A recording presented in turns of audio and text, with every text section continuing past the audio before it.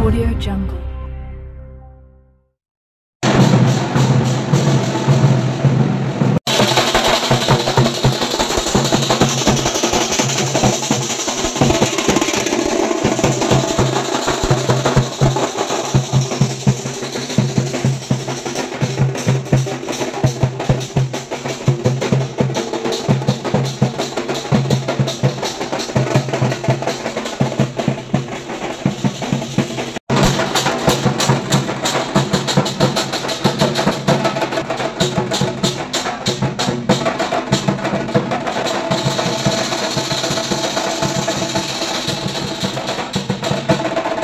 ज्यांचा उल्लेख मी नेहमी करत असतो असे आदरणीय डॉक्टर शिवाजी सुक्रे सर या ठिकाणी उपस्थित आहेत। मी आदरणीय सय्यद सरांना विनंती करतो की सर आपण आदरणीय शिवाजी सुक्रे सरांच्या या ठिकाणी आई सरांची मुलगी सरांचे सगळे नातेवाईक आज या ठिकाणी उपस्थित आहेत। एरेकर परिवाराला डायबिट मी शिंदे पंकज लातूरकर या ध्वनिक्षेपकाची रजा घेतो। धन्यवाद। आपण स्टेजवरती कमी करायची कारण की समोर अजून मला असं वाटतं एक 20 ते 30 मान्यवर मंडळी उपस्थित आहेत। त्यांनाही सरांचं या ठिकाणी अनंत भवरे सरांचं मी या ठिकाणी स्थिर स्वागत करतो। भवरे जरी आडनाव असलं तरी माणूस स्थिर आहे अशा भवरे सरांचं मी या ठिकाणी सरचे स्वागत करतो। आमचे भारत शिंदे सर गेले का? भारत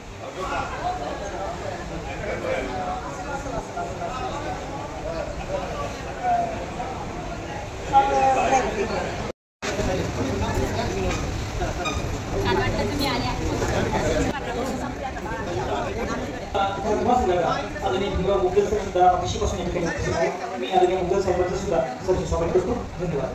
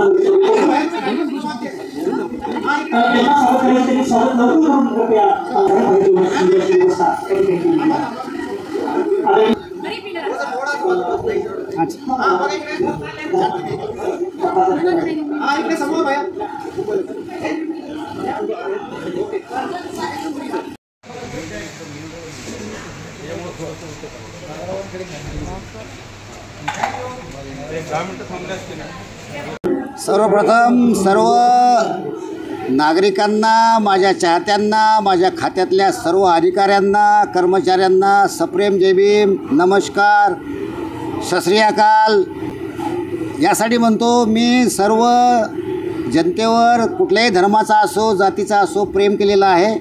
त्यांना जे काही आदर्श आहेत त्यांच्या आदर्शामध्ये मी सगळ्यांना नमस्कार केलेला आहे। आणि आज या ठिकाणी माझी जी काही सेवापूर्ती होते आहे त्या सेवापूर्तीनिमित्त जमलेले सर्व माझे अतिशय प्रिय असलेले पत्रकार बंधू, आपण या ठिकाणी मला या ठिकाणी बोलण्याची संधी दिली त्याबद्दल मी तुमचं पहिल्यांदा मनपूर्वक अभिनंदन करतो। आणि आज जे काही मी या जिल्ह्यामध्ये कामं केलेले आहेत, खात्याचे कामं केलेले आहेत, सामाजिक कामं केलेले आहेत, धार्मिक कामं केलेले आहेत, सांस्कृतिक कामं केलेले आहेत, वैचारिक कामं केलेले आहेत, त्याची पावती म्हणून आज एवढा मोठा जनसमुदाय प्रचंड मोठ्या प्रमाणात मला या ठिकाणी शुभेच्छा देण्यासाठी आलेला आहे। त्यांचं मी या ठिकाणी मनपूर्वक एरेकर परिवारातर्फे, विशेषतः माझ्या मिसेसतर्फे आणि माझ्या पूर्ण कुटुंबातर्फे मनपूर्वक सगळ्यांचं अभिनंदन करतो।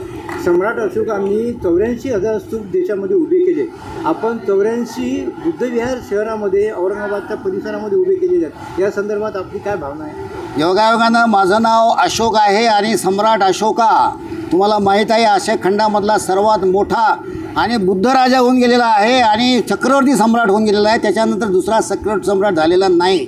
त्या राजाचं, या महान राजाचं नाव माझं असल्यामुळे मला प्रेरणा मिळाली की त्यांनी 84,000 विहार बांधले होते।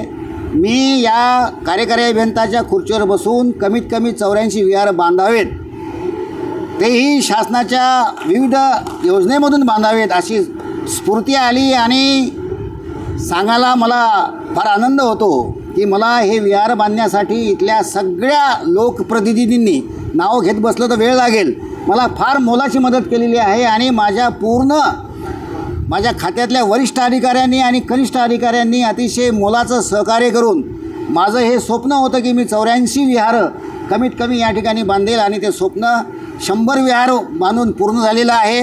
आणखीसुद्धा या विहाराची कामाची आणि इतर योजनांची जी काही आहे मंजुरी ती पाईपलाईनमध्ये आहे, ती लवकरच प्राप्त होणार आहे. मी जरी समजा रिटायर झालो तरी पण माझे खात्यामधले असलेले संबंध ओळख त्या माध्यमातून मी पुढे हे काम पूर्णत्वास नेणार आहे आणि त्यासाठी आपल्या सर्व जनतेचं सहकार्य मला अपेक्षित आहे. सेवेत असताना कार्यरत असताना एखादा अविस्मरणीय क्षण कोणता? अविस्मरणीय क्षण सांगता येईल की जी 22 वर्षापासून जी रखडलेली केस होती लेबर कॉलनी निष्कासित करण्याची, अनेक अधिकाऱ्यांनी ते काढण्याचा प्रयत्न केला पण त्यांना यश आलं नाही. परंतु बाबासाहेब आणि बुद्धांच्या विचाराला प्रेरणा घेऊन ज्यांनी महामानवाची आपल्या जीवनामध्ये सातत्यानं सेवा केलेली आहे त्यांच्या विचाराप्रती आम्ही कृतज्ञ राहिलेलो आहोत. अशा या विचारामुळं मला हे जे काही अवघड काम आहे ते करता आलं आणि एक ध्येय हिंमत माझ्यामध्ये आली आणि ती बुद्धाप्रती मी समर्पित करतो, डॉक्टर बाबासाहेबाप्रती समर्पित करतो. आणि हे 14 एकर जमीन जी शासनाची आहे, जवळपास तिची आज जर किंमत पाहाल मार्केटनुसार तर 2000 कोटीची आहे, ती मी निष्कासित करून त्या ठिकाणी ती जागा मोकळी केली आणि पुढे त्या ठिकाणी मला त्या ठिकाणी नवीन इमारत जी आपली कलेक्टर ऑफिसची असेल किंवा कॅबिनेट या ठिकाणी आपल्या मंत्रिमंडळाची बैठक होते त्यासाठी कॅबिनेट हॉल त्या ठिकाणी केलेला आहे. आणि तुम्हाला पाहून पूर्ण झाल्यानंतर आश्चर्य वाटेल की ही जी काही नवीन इमारत होणार आहे ही दुसरं तिसरं काही नाही तर ते वेरूळ आणि अजिंठ्याचं एक सार्थ रूप असेल याचा मी प्रयत्न केलेला आहे आणि त्याचं सार्थ रूप तुम्ही पाहून खुश व्हाल.